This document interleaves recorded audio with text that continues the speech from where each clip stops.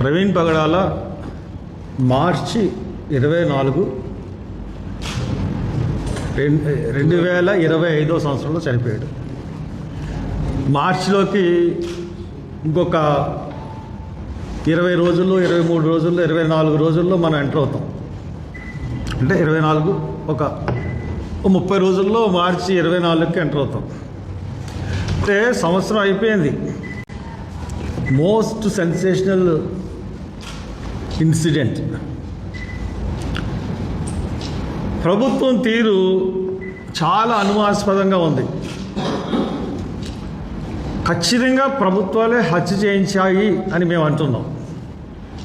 మా అందరి ఉద్దేశం కూడా ప్రభుత్వమే హత్య చేయించింది ప్రవీణ్ పగడాలని, either central government or state government.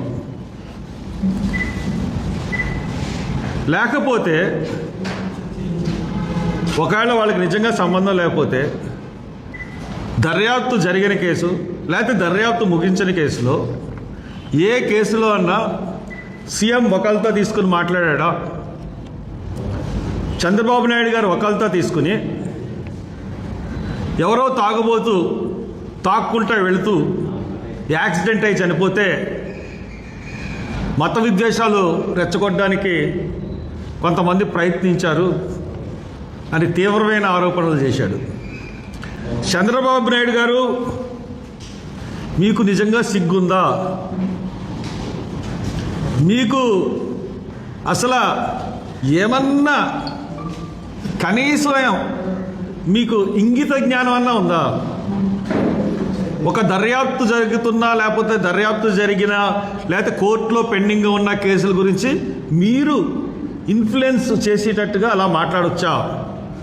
ఇంగిత జ్ఞానం ఉన్నవాడు ఎవడు మాట్లాడారు. మీరు మాట్లాడిన దానికి ఖచ్చితంగా యాక్సిడెంట్లో చనిపోయారని మీరు చెప్తున్నారు కదా. మరి మీ ప్రభుత్వానికి హైకోర్టులో ఎందుకు వకాల్తా ఇట్లేదు? ఈరోజు వరకు సంవత్సరం జరుగుతూ ఉంది, 11 నెలలు అయిపోయింది. 11 నెలలు అయినా కానీ హైకోర్టులో మీరు దీనికి రిప్లై ఎందుకు ఇవ్వలేదు? పెండింగ్లో ఎందుకు ఉంచారు? అక్టోబర్ నెలలో ఈ కేసులో వాయిదాకు వచ్చినప్పుడు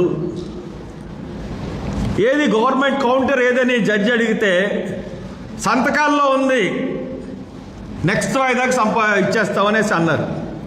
ఏది నెక్స్ట్ వాయిదా?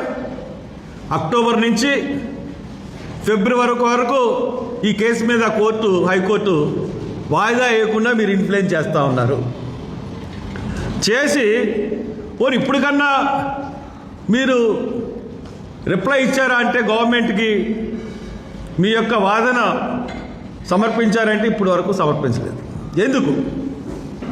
మీలో తప్పు లేకపోతే, మీరు హత్య చేయించకపోతే ఎందుకు గవర్నమెంట్ రిప్లై ఇవ్వట్లేదు కోర్టుకి? ఈ ఒక్క విషయం చెప్తే చాలా బాగుంటుంది. ఇప్పుడు దాకా గవర్నమెంట్ ఇంత దారుణంగా నేను విమర్శించలేదు, మాకు తెలిసినా కానీ ఈరోజు ఖచ్చితంగా చెప్తున్నాను, గవర్నమెంట్కి అన్నీ తెలిసే జరిగినాయి.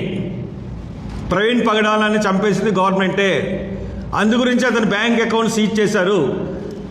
ప్రపంచంలో కానీ భారతదేశంలో కానీ ఒక యాక్సిడెంట్ కేసులో చనిపోయిన వాడి అకౌంట్స్ ఎక్కడన్నా సీజ్ చేశారా? వాళ్ళ ఇంట్లోకి వెళ్ళి ల్యాప్టాప్, ఐప్యాడ్ ఎక్కడైనా తీసుకెళ్ళిపోతారా? కోర్టుకు కావాల్సిన సాక్ష్యాధారాలు యాక్సిడెంట్లో దొరుకుతాయి, కానీ ఇంట్లో ఉన్న ఐప్యాడును లేకపోతే ఇది ఏ విధంగా దొరుకుతాయి?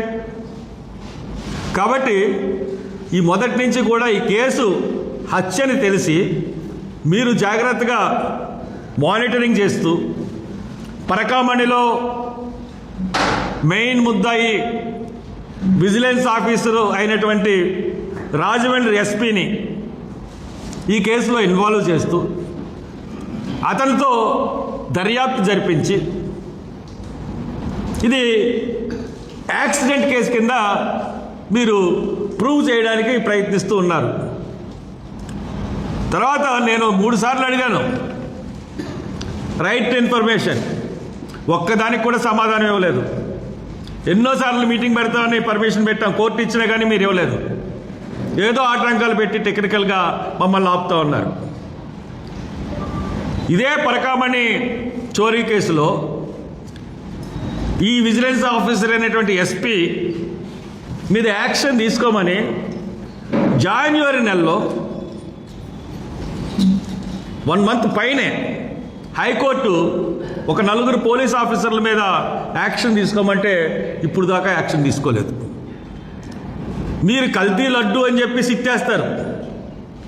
ఒక పోలీస్ ఆఫీసర్ సతీష్ ట్రైన్లో చంపబడి బయటికి ఇసిరేయబడితే దాని మీద సిట్టయ్యారు. ఆ పరకామణి చోరీలో చంపబడ్డ పోలీస్ ఆఫీసర్ గురించి పోలీస్ సంఘాలు కూడా మాట్లాడవు, ఎవరో మాట్లాడరు. ప్రవీణ్ పగడాలది అన్యాయం అని మేము చెప్తున్నా కానీ ఒక సిగ్గు ఇంగిత జ్ఞానం ఉన్న పోలీసులు ఒక పోలీస్ ఆఫీసర్ చనిపోతే ఆ పోలీస్ ఆఫీసర్ ఎలా చనిపోయాడు అన్నది ఇప్పుడు వరకు బయట పెట్టలేదు.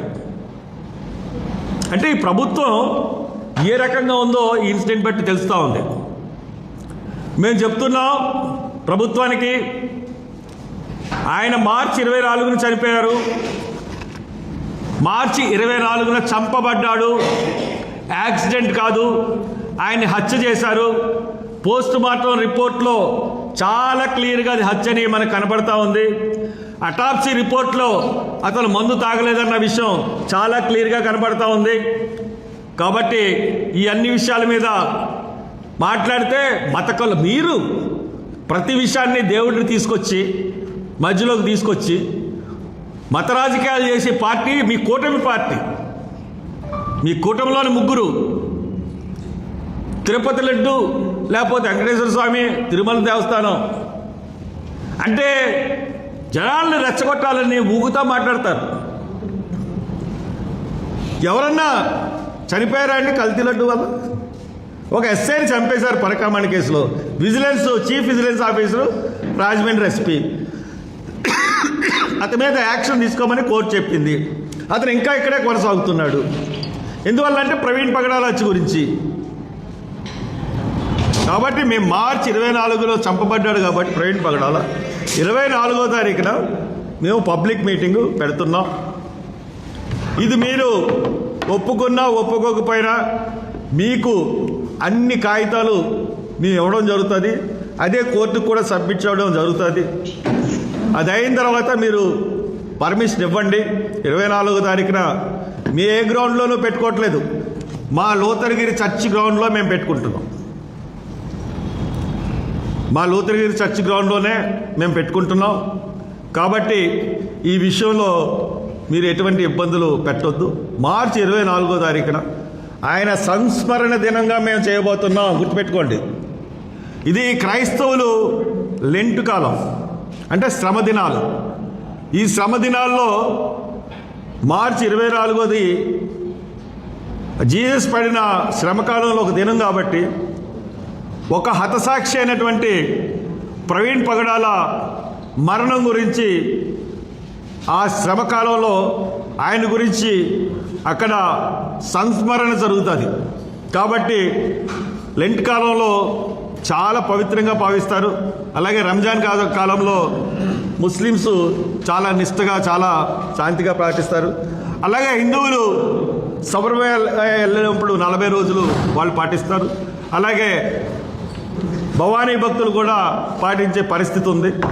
సో నేను చెప్పేది ఏంటంటే ఈ 40 రోజులు ఎటువంటి ఘర్షణలు కానీ ఎటువంటి జరగవు. పైగా రంజాను లెంటు 40 రోజులు, రంజాన్ 1 రోజులు. ఇవి ఒకే కాలంలో వచ్చినాయి చాలా కాలం తర్వాత. కాబట్టి ఎట్టి పరిస్థితుల్లోనూ మేము ఆ మీటింగ్ 24న జరుపుతాం. దానికి సంబంధించి గుంటూరులో ఒక సన్నాహక సభ పెడతాం. అట్లాగే విజయవాడలో ఒక సన్నాహక సభ పెడతాం. విశాఖపట్నంలో సన్నాహక సభ పెడతాం. 24 మార్చిని మట్టుకు ఖచ్చితంగా ఈ ప్రవీణ్ పగడాల సంస్మరణ సభ జరుగుతుంది. దయచేసి పర్మిషన్ ఇవ్వండి అని కోరుకుంటున్నాను.